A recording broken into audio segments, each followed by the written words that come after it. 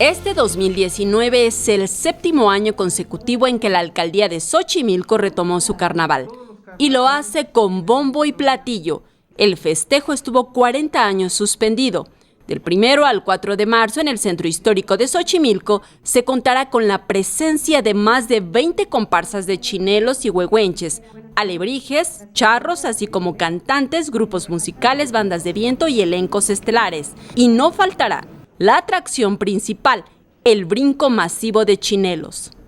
Un festival me gustaría resaltarlo completamente familiar, en un tono de integración social, y eso es lo que nos destaca en este momento el carnaval, que es completamente familiar para la reintegración social en Xochimilco.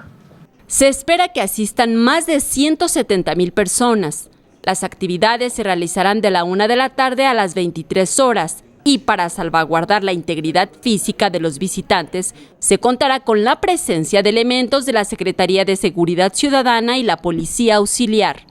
A que puedan disfrutar de un espacio limpio, seguro, que de eso nos hemos encargado ya en el centro de Xochimilco, de ir dando limpieza y de ir dando cada vez mayor seguridad.